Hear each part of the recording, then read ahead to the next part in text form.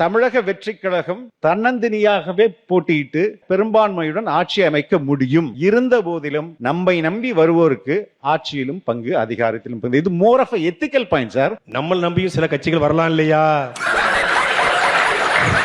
அப்ப அவங்களை நம்ம மதிக்கணுமா இல்லையா? இது எப்படி இருக்கு தெரியுமா? அவங்களுக்கு வயசாயிடுச்சு இல்லையா? அதனால அவர் ஏணில ஏற முடியாது இல்லையா? அந்த மாடுலேஷன் பண்ணி 2 வருஷம் ஆச்சு. ஆனா என்ன பிரயோஜனம்? அம்மன் ஜல்லிக்கு பிரயோஜனம்லடா. அனந்தஜித் அவர்கள் ஒரு வாழையோடில ஜனவரி வரட்டும், எத்தனை கட்சிக்கு வருது? அவர் வராரா? இவரு வராரா?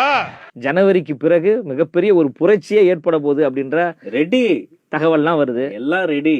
அவர் வர்றன்னு சொல்றாங்க. அவர் எப்ப வருவாரு? அவரும் வராரு. அவர் தனியா வரல, கூட இவரையும் கூட்டு வராரு. ஜனவரி பிப்ரவரி மாதம் தேதி இன்னைக்கு 6. பிப்ரவரி 30 வந்தா தாவேக்காக்கு கூட்டணி சாத்தியப்படும். பிப்ரவரி 30 இப்போ நாங்க தனிச்சு தான் நிப்போம். ஏன்னா எவனும் வரல. காவலன் படத்தை அம்முக்குட்டின்னு ஒரு போட பிடிச்சுக்கிட்டு ஆட்சியிலும் மங்கு அதிகாரத்திலும் மங்கு, ஆட்சியிலும் மங்கு அதிகாரத்திலும் மங்கு, அம்முக்குட்டி போடு மாதிரி ஆட்சியிலும் மங்கு அதிகாரத்திலும் மங்கு. ஒரு வயசு